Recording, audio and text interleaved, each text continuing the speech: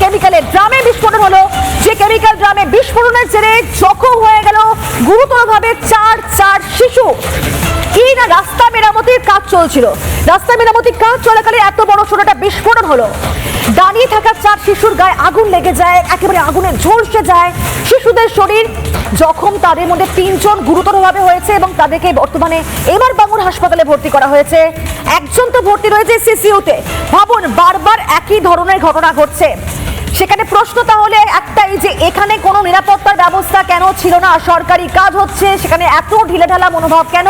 কেনই বা এইভাবে কেমিক্যালস থাকে, মানে ড্রামে যে সমস্ত যার মধ্যে রাস্তা তৈরি সরঞ্জাম থাকে তার মধ্যে কেমিক্যালস কি করে এলো, এবং সেটা এভাবে ওপেন রাখা হচ্ছে বা কিভাবে? আজকেও তো আমরা দেখলাম সেখানে এখনো পর্যন্ত এইভাবে ড্রামগুলো রয়েছে, আর যেভাবে বাইরে রোদ, তাই সেই রোদের মধ্যে এই ড্রাম থাকা মানে কিন্তু সেখান থেকেও বড় সড় একটা ব্লাস্ট হতে পারে। তাহলে সেগুলো কি কোনো রকম ভাবে ভ্রুক্ষেপ করছে না প্রশাসন বা পুলিশ আধিকারিকরা?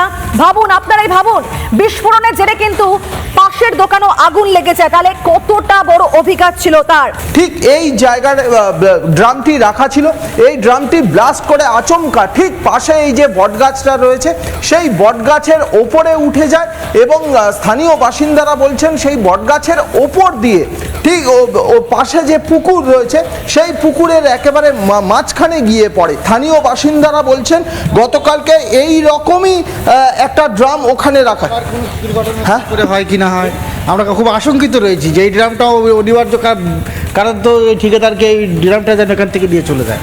কারণ আপাতত সামনের দিন হয়তো আমাদের আরও কিছু দুর্ঘটনা ঘটে গেলে আমাদের এই শিশু বাচ্চারা, প্রাইমারি স্কুল পাশে, এখানে আইসিডিএস স্কুল, এখানে একটা ডাক্তার বসে, স্বাস্থ্যকেন্দ্র, মানে আমাদের আশঙ্কা হচ্ছে যে আগামী দিনে আবার যদি কোনো বড় দুর্ঘটনা হয় তাহলে আমাদের শিশু বাচ্চাগুলো হয়তো আবার প্রাণহানি হতে পারে। অত্যন্ত সঙ্গত আশঙ্কা।